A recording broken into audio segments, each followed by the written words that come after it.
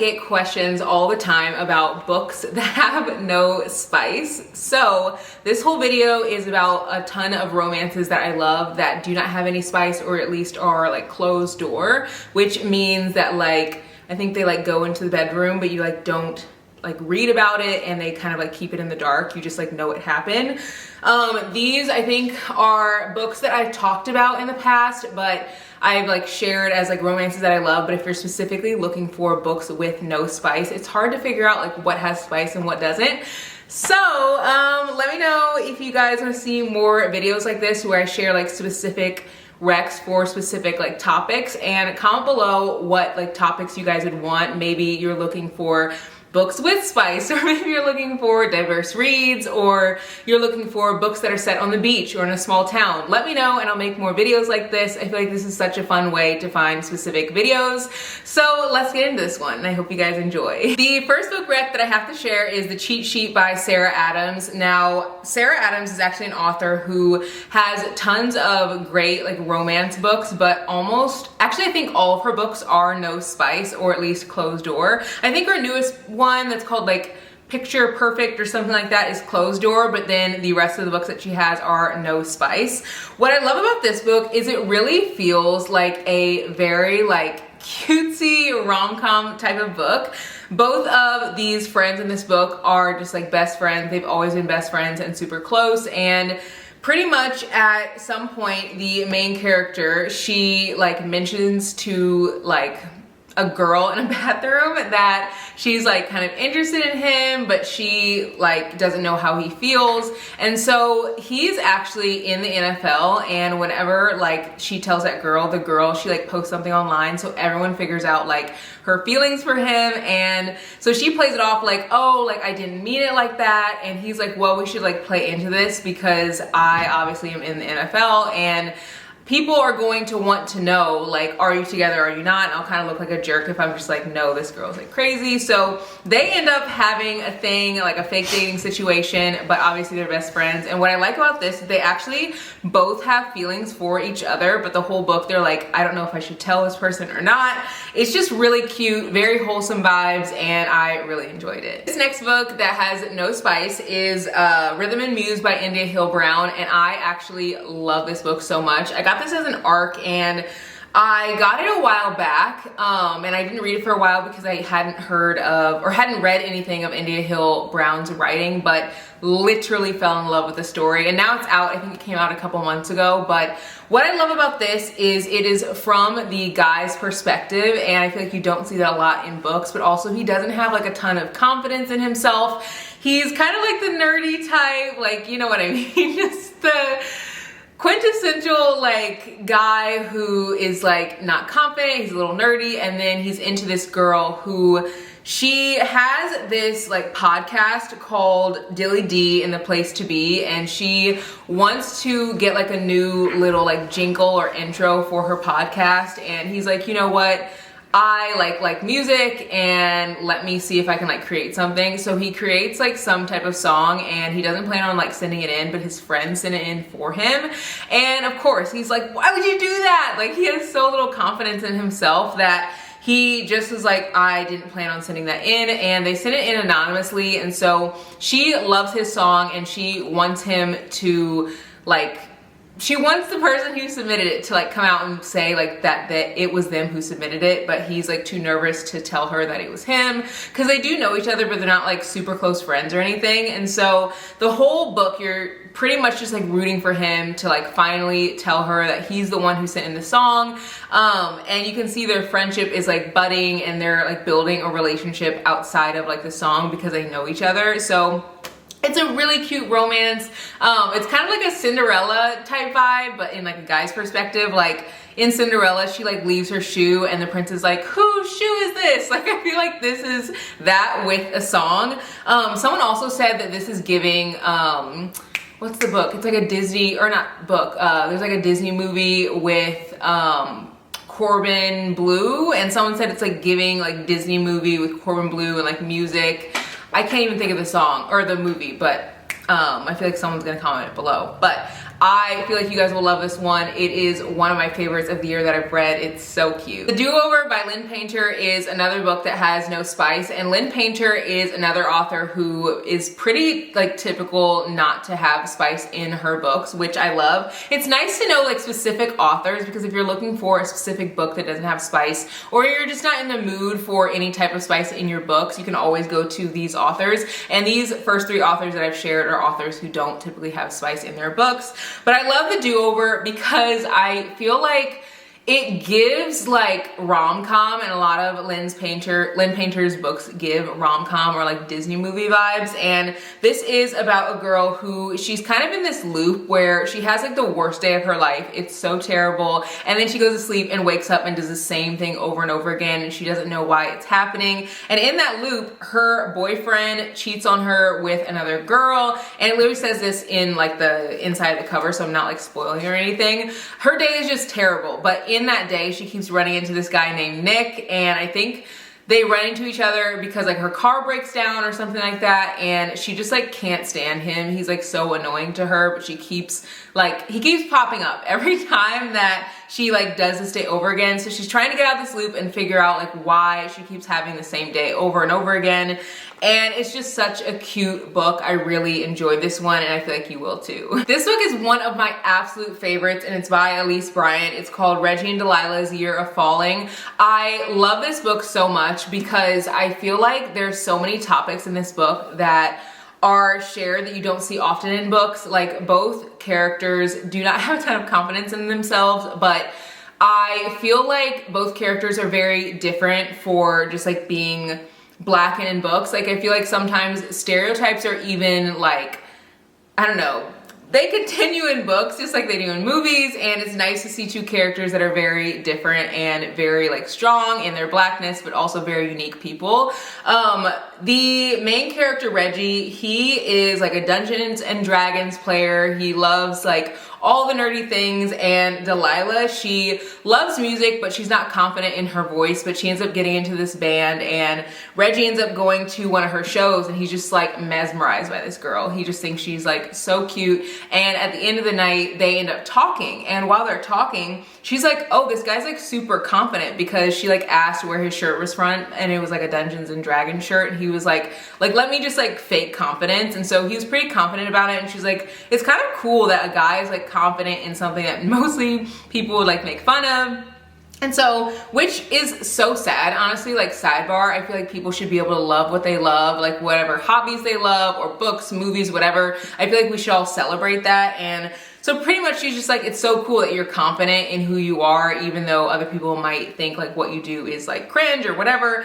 And he's definitely not confident at all, but he just like fakes it. So they keep bumping into each other on holidays. Like, they bump into each other on Juneteenth, and I think they bump into each other for Valentine's Day, and like a bunch of different holidays throughout the year, and some holidays that aren't even like really real holidays, but they are. So that's kind of like the theme of the story. They keep like randomly bumping into each other, but they keep like connecting, and they're growing this relationship with one another, and they're like texting and stuff, but he's pretending to be this confident guy, and she's pretending to be this confident girl. So they're kind of like falling for each other, but not the real like person that each person is, if that makes sense. And so I really love this because this love story is all about like loving who you are and like loving the quirks and uniqueness that is you. And it is just one of my favorites. I immediately bought another book by Elise Bryant because I love this one so much. Now we're getting into some of the books that I'm not 100% sure have spice, or maybe they're just like closed door. So I remember reading this one. I don't think it has spice, but I think it might be closed door. Don't quote me on that. This is Everything by Nicole Yoon, and this author also wrote The Sun Is Also a Star, which I recently read. It doesn't have spice, but the reason why I'm not sure about this one is because I read this like 3 years ago. I really, really love this book, and I still recommend it to this day, and it's actually a movie that I also love. So this is about a girl who has a rare disease where she like can't go outside, can't go anywhere, and pretty much has to stay in her house.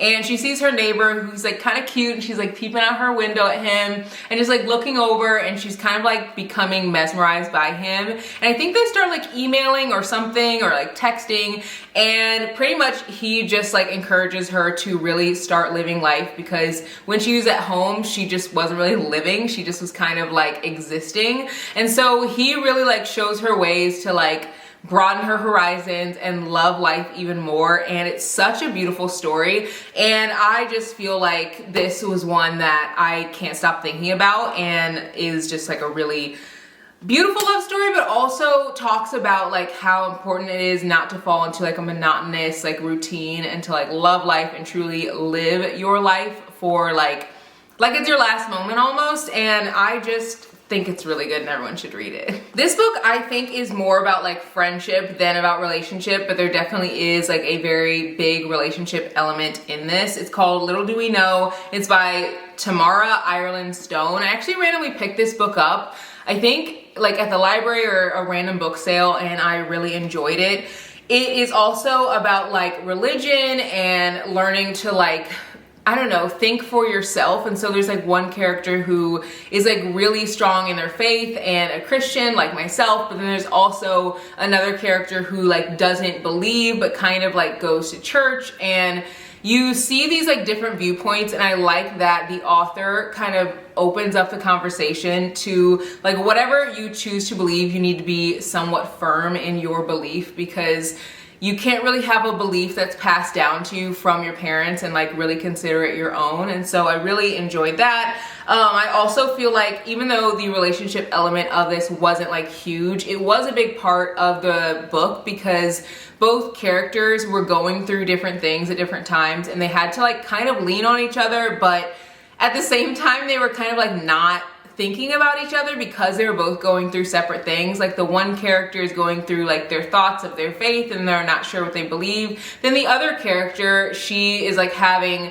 friendship difficulty, and she's also having like different thoughts about what she believes. And I don't know, it just was a really unique story. I feel like I haven't read anything like this in a while. I will say I do wish that the ending was a little different, but if you read this book, let me know your thoughts. But I wish it was just a little bit different. But again, I feel like it's a unique story and one that would be an interesting read. With the Fire on High by Elizabeth Acevedo, I think is the author's name, is a book that has an element of romance and love, but isn't super, super heavy on that. And it talks a little bit more about how the main character is like a single mom, and she's like young and trying to really give her child their best life, but also live her like most fulfilled life. And it's really good. She has always wanted to be a chef, and being a chef is not an easy job, and it's not an easy job to come by, especially when you aren't in a good space financially and you're really struggling in that area. And I really loved her grit throughout this entire book. And the book is kind of written poetically, but it's not like written like poems or anything, but it's just written in a poetic way. But there is a love interest who literally makes me swoon. Like, the fact that the main character is so like not even relationship focused at all, and there is a character that is so like into her that he's just like, whatever you need, however you need it is like what I'm available to give you. Like, I know that you're a mom and like life is hard and I have to be like more flexible, and he definitely is. I will say there is a like, in the story, I think she talks about how she ended up like getting with the child's father, and I think it's like closed door. But she like talks about that, and then in retrospect, like in the future, or I guess present day, she talks about how like she wishes that she had like waited, and wishes that she had not like made that decision then, but obviously like ended up with a child, and it like the child is a beautiful thing. But I think that like, even though it is like closed door, I'm pretty sure I liked how the author was able to give that piece, because in retrospect, I feel like when you're younger, or just in general, you can feel like the person you're with is your everything, that you should give everything to. And you can see that as she gets older and really realizes like that her life is her own, that she needs to like take it by the reins. And so she's like, I'm going to get the career that I want, I'm going to do this, I'm gonna do that, I'm gonna work hard for this and that. And it was nice to see like how her past perspective was very different than her future perspective. I don't know, a very well-rounded book, and I really love this one. Better Than the Movies by Lynn Painter is another book with no spice, and Lynn Painter again is one of those authors that I feel like is an auto buy for me. One, because her writing just feels like a Disney movie, but also it really just like has no spice, but still has so much like angst and like so much, I don't know, you get the feelings of like romance, but you just don't have the spice, which I feel like sometimes authors rely so heavily on spice to make you feel feelings of like love or adoration or romance towards like two characters. But whenever a book can have zero spice and can make you just really fall in love with the characters, I feel like that is a true testament that the author is just an incredible author, because they have to lean on nothing other than like words and just like their connection, if that makes sense. So this is about Liz, who she has this neighbor named Wes who she's just like so annoyed by. She's like, he is always trying to take my parking spot. He's annoying. He's always cracking jokes or whatever. And she sees this guy who used to be her old neighbor, and he like moves back in town, and his name is Michael.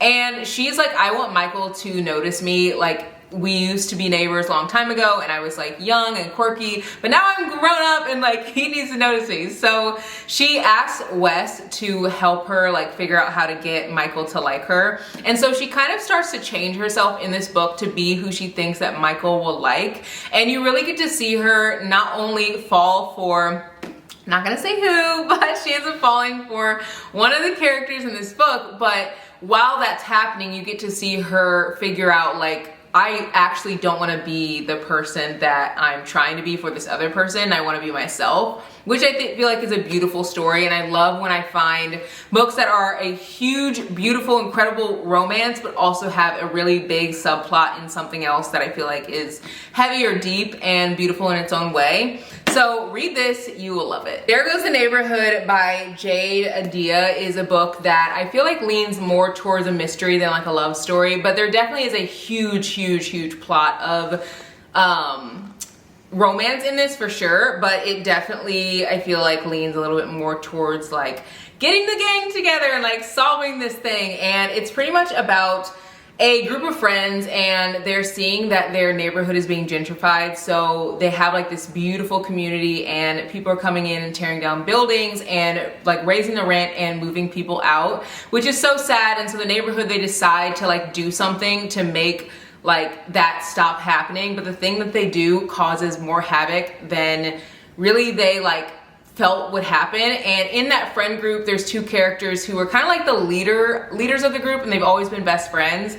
And you get to see them really start to care about each other. And when times are tough, it's hard for them to be okay with like the way that things are changing, but also like the way that they communicate with each other during stress. It is just a really good book, very unique, and it's also a book that recently came out this year. So I love reading new books, and I also love reading books that are debut like novels, which this one is. So a new release and a debut author, you can't help but love this. So that is all the books that I have to share that have no spice in them, that are beautiful romances that I know you guys will love. If you want more books, or if you want more book recommendations like this with no spice, or maybe you want small town romance recs, or maybe you want recommendations with people who are like best friends to lovers or second chance romances, or maybe you want like a fake dating trope video, let me know and I'll create like specific videos for specific types of books, because I know my favorite trope is friends to lovers, and it's hard to find that because